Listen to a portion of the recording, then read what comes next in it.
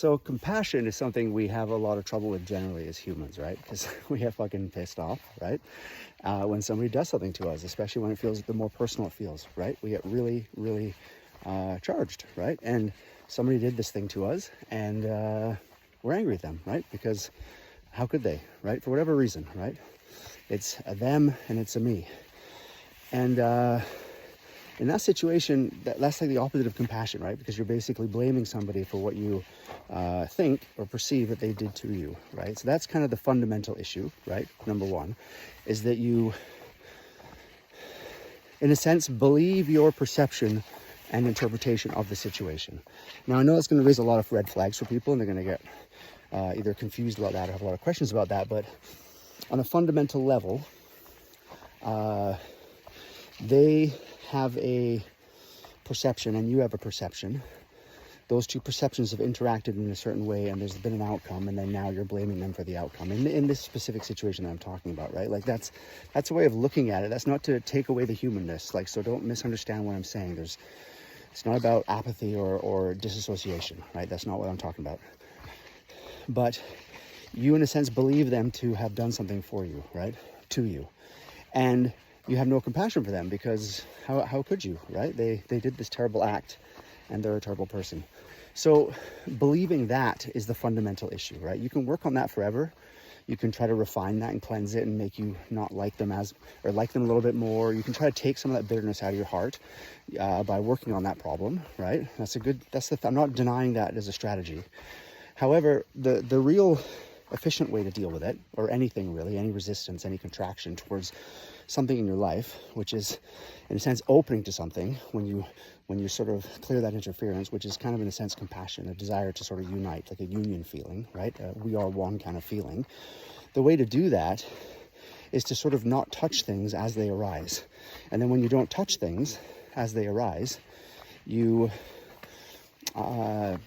don't get caught in the interference of all the personal experience that you're having, because ultimately life is not personal, right? You believe you are a person, and then that's why you believe this other person is a person, and then these two people are having a problem, right? But that's one layer of truth. It's not to deny that can be true, and people need to be accountable to some degree to what they're doing, absolutely.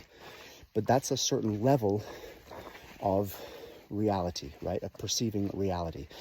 Another level, a more true level, when you know it, there's no denying it, is that because it's far better, even from a self-interested point of view, it's far better for your experience to look for a higher level than that, right? Because if you all of a sudden can't blame them anymore because you don't actually see a separate being from you, you know, like you might be made of the same, you might, there's different ways to perceive it. You might say they are another being, I am another being, we are made of the same being, whatever. That's a higher way for sure. And then there's just being, period. There's no difference in the being, but there's form, there's different form. This other person is a different form of the being, right? Anyways, basically understanding that through a lot of not touching your experience and relaxing and falling back, and all the practices that you want to do to refine your nervous system, all those things are basically going to allow you to be free, right?